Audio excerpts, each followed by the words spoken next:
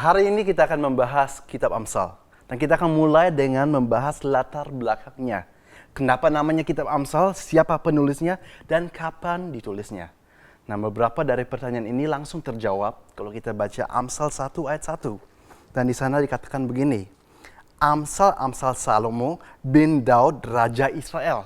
Jadi langsung kata pertama di sini adalah Amsal Salomo. Bahkan kalau kita mau melihat dalam bahasa Inggris sama dikatakan The Proverbs of Solomon. Dan orang Yahudi pada saat dulu memberikan nama kitab, biasanya yang mereka lakukan adalah kata-kata pertama yang muncul dalam kitab itu yang dijadikan nama kitab.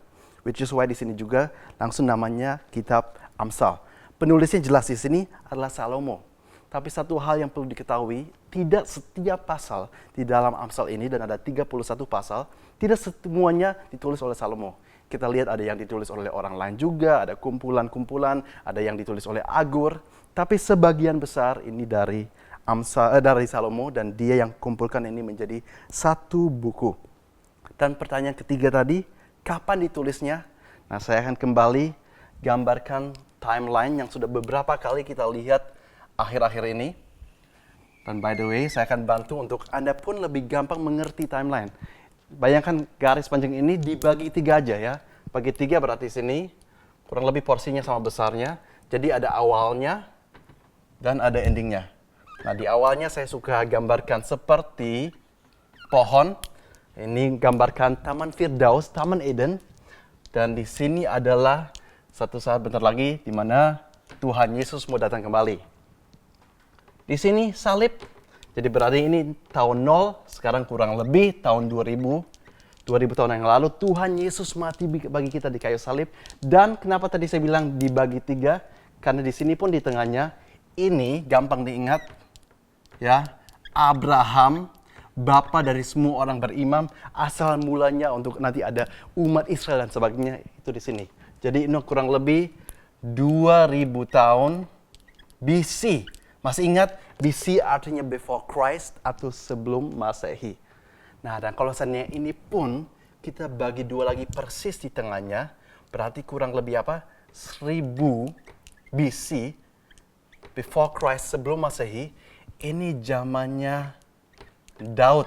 Ya, saya gambarkan mahkota Daud. Dan kita tahu penulisnya ini Salomo, anaknya Daud. Berarti ini penulisnya kurang lebih ya sekitar di sini. Berapa puluh tahun setelah masanya Daud. Mungkin kurang lebih 950 sebelum Masehi. Jadi ini untuk waktu penulisannya ya kapan. Dan langsung juga kita mau bahas tujuan dari kitab Amsal apa. Jadi kenapa ini diberikan, intinya apa. Nah, kita akan baca beberapa ayat. Masih dalam Amsal 1, sekarang ayat 3-7. Dan memang pas sekali, karena Amsal 1 ini merupakan seperti pendahuluan, introduction untuk seluruh kitabnya. Jadi di sini jelaskan untuk apa ada Amsal. Ayat 3, untuk menerima didikan yang menjadikan pandai, serta kebenaran, keadilan, dan kejujuran untuk memberikan kecerdasan kepada orang yang tak berpengalaman, dan pengetahuan serta kebijaksanaan kepada orang muda. Jadi jelas di sini, ini untuk mendidik, untuk memberikan kecerdasan. Nah, kalau kita baca, ini untuk orang muda, untuk orang yang gak berpengalaman.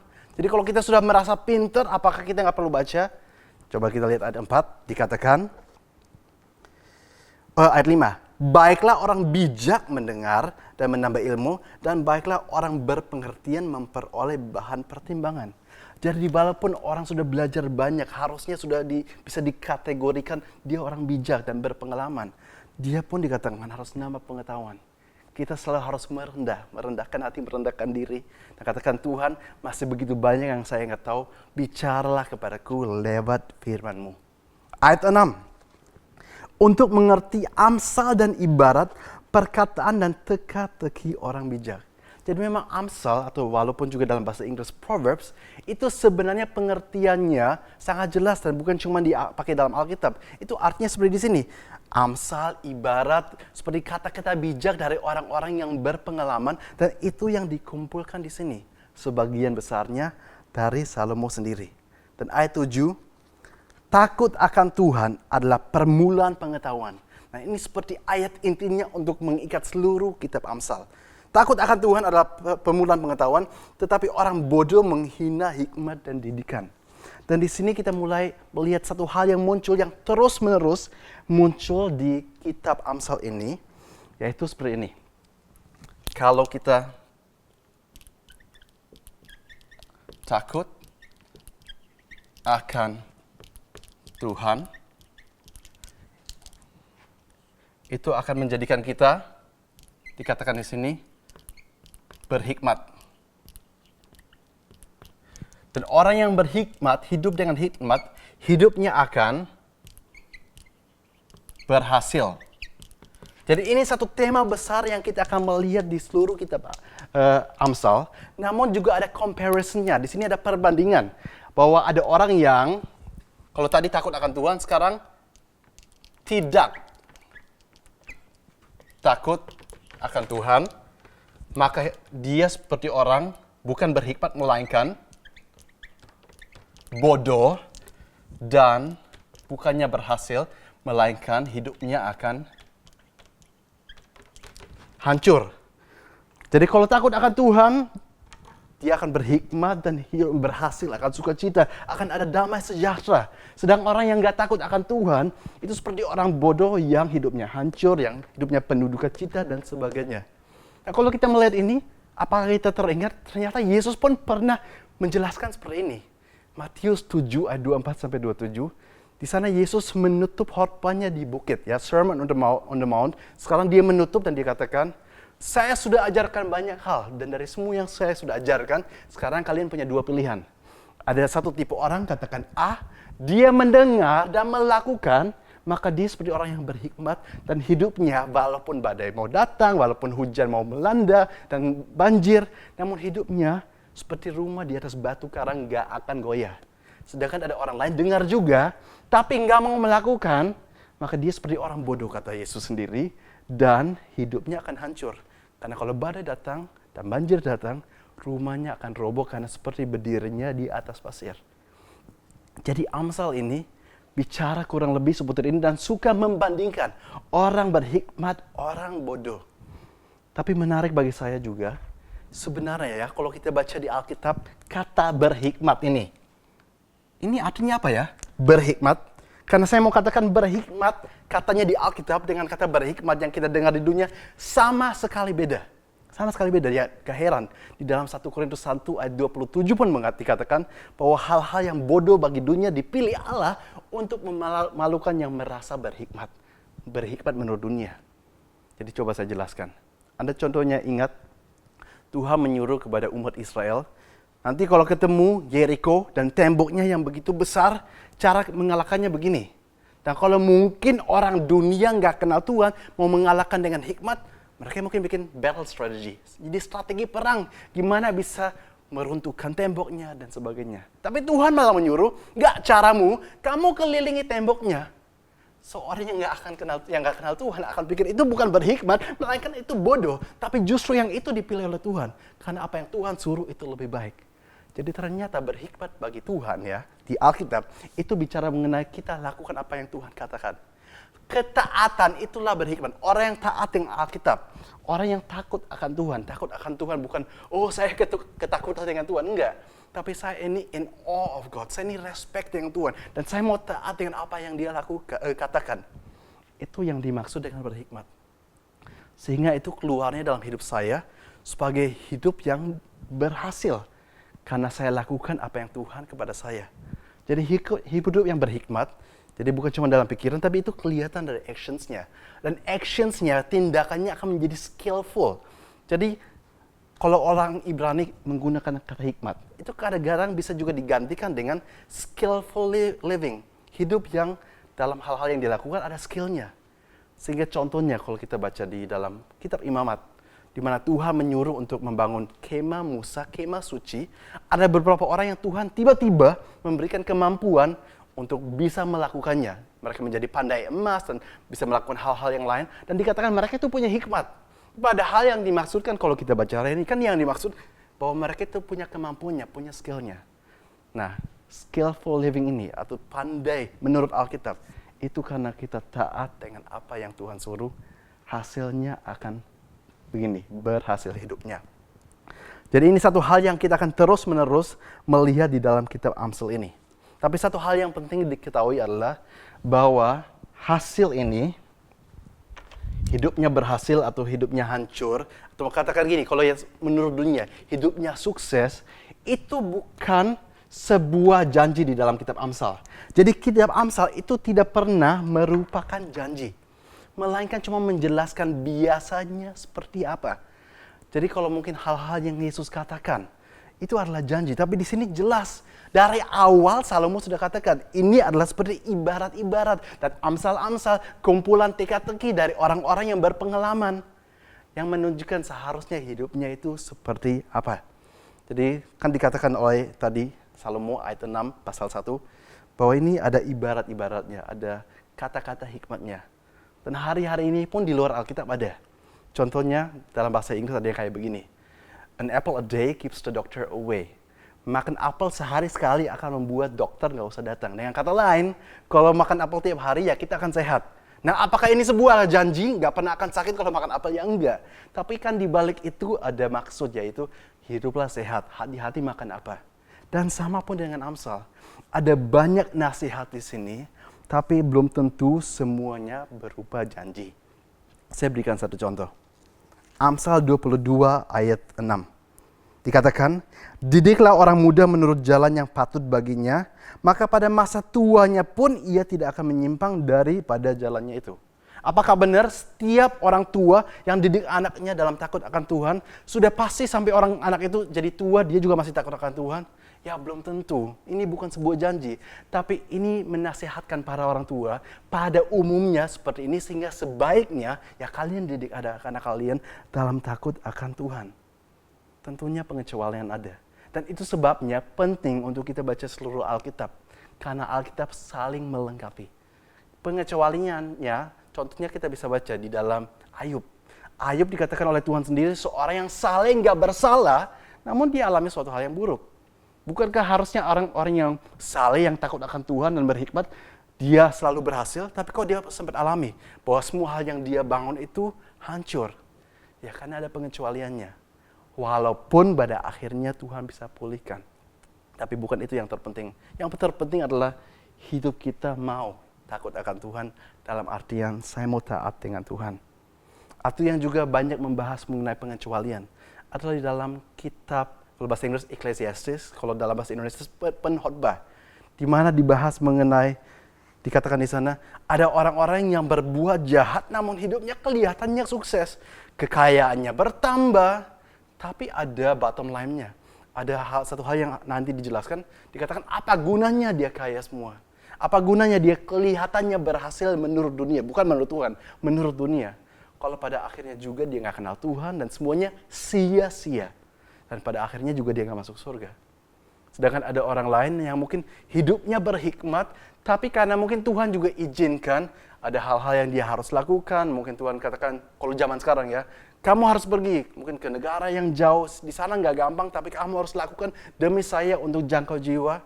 Jadi dia takut akan Tuhan, hidupnya berhikmat, tapi kalau menurut ukuran dunia mungkin dia nggak berhasil karena mungkin kekayaan dia nggak bertambah. Namun satu saat di surga untuk selama-lamanya, dia akan menikmati semua yang terbaik daripada Tuhan. Jadi sekali lagi, apa yang kita baca di Amsal itu bukan merupakan janji, melainkan ini kayak petunjuk sebaiknya yang Tuhan mau kita hidup seperti apa. Jadi kalau memang bukan janji, isinya ya apa aja di dalam Amsal. Saya berikan beberapa contoh. Amsal itu penuh dengan nasihat. Saya akan buka Amsal 20 ayat 13. Di sana dikatakan begini, janganlah menyukai tidur supaya engkau tidak jatuh miskin. Bukalah matamu dan engkau akan makan sampai kenyang. Jadi di sini ada nasihat bagaimana ya kalau kamu mau menambah apa yang kamu miliki, apa yang Tuhan bisa percayakan dalam hidupmu. Kamu bisa makan sampai kenyang, yaitu jangan suka tidur, jangan malas-malasan. Jadi ini mengajarkan, berikan nasihat mengenai gaya hidup yang baik seperti apa. Jadi jangan katakan, oh ya udah saya cuma nge-flow aja nanti Tuhan pelihara. Walaupun Tuhan katakan jangan khawatir, tapi juga Tuhan katakan ya kamu jangan bodoh, ya kamu kerja keras. Jangan malas-malasan, jangan suka tidur. Nasihat hidup. Dan juga dalam Amsal penuh dengan hal-hal di mana itu akan membuat kita mengerti tentang hatinya Tuhan. Contohnya Amsal 21 ayat 3 dikatakan, melakukan kebenaran dan keadilan, lebih dikenan Tuhan daripada korban. Jadi saya mengerti, oh Tuhan itu lebih senang dengan saya ini taat daripada saya cuma berikan korban. Anda ingat sebelum Daud diangkat jadi raja, ya kurang lebih 1000 sebelum Masehi, dan sebelumnya kan ada raja namanya Saul, raja pertama untuk orang Israel. Saul ditolak oleh Tuhan menjadi seorang raja, alasannya adalah di sana Tuhan menyuruh Saul mengalahkan musuh, semua musuh harus dimusnahkan, bahkan kata Tuhan ternak-ternak pun dimusnahkan. Apa yang Raja Saul lakukan?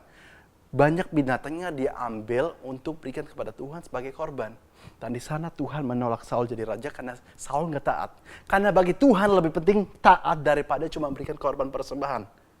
Aplikasinya untuk hari ini juga luar biasa. Kadang-kadang kalau kita melihat ada orang-orang suka melayaninya banyak, suka puasa, suka hal-hal yang lain, dan itu semua bagus.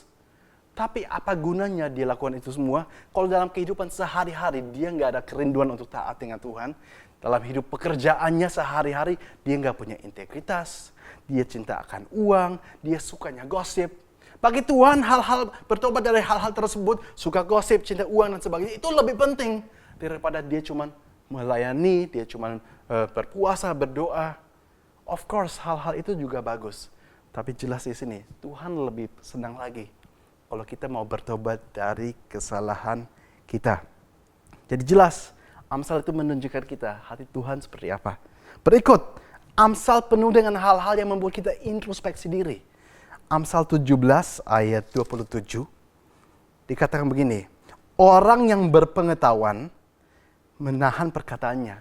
Saya yakin kita semua mau supaya kita bisa dikategorikan sebagai orang yang berpengetahuan.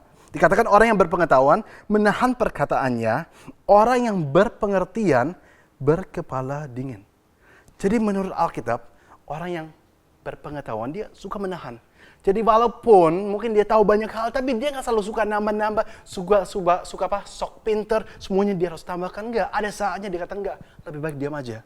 Apalagi kalau mungkin ada orang yang jahat, yang kita ada yang pelentam, nggak selalu untuk harus membela diri, nggak.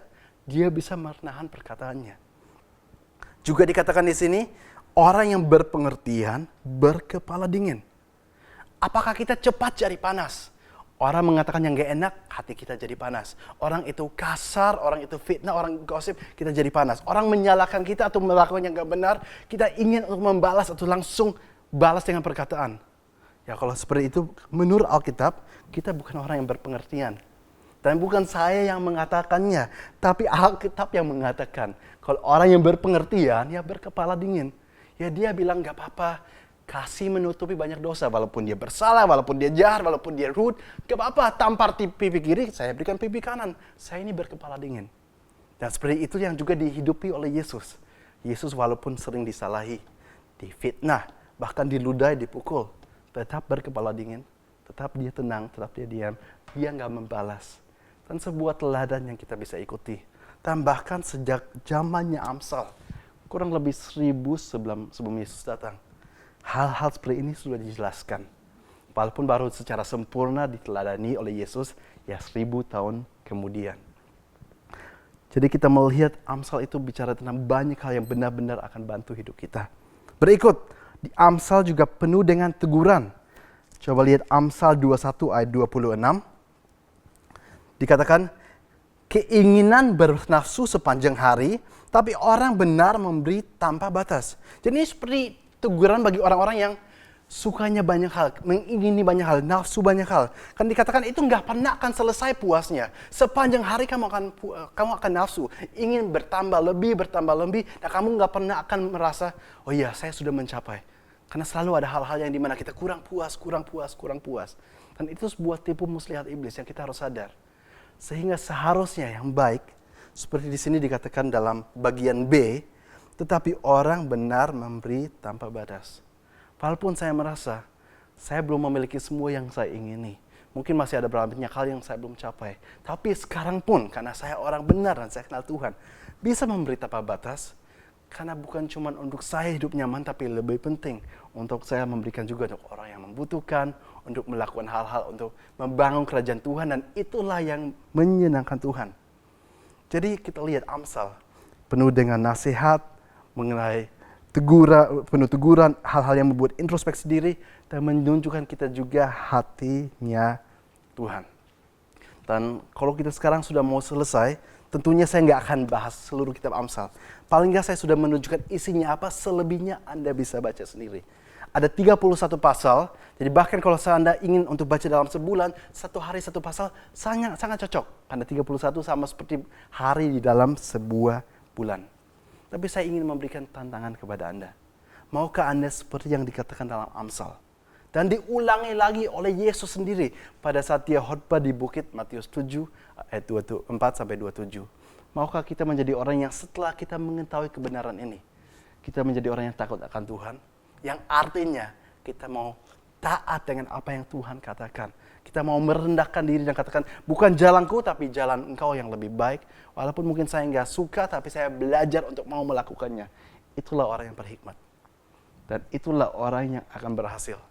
Sekali lagi, berhasil ini bukan sesuai konteks yang diberikan oleh dunia, bahwa orang itu harus kelihatannya hidupnya mewah dan sebagainya. Enggak.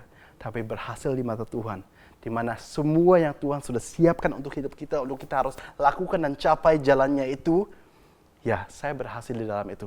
Apapun yang Tuhan sudah sediakan bagi saya. Tuhan memberikan pilihan, dua pilihan ini ada. Apa yang akan terjadi itu kembali ke kita sendiri. Tapi mari kita minta pertolongan Tuhan supaya kita selalu punya hati yang rela dan hati yang mau belajar untuk semakin dekat dengan Tuhan. God bless you all.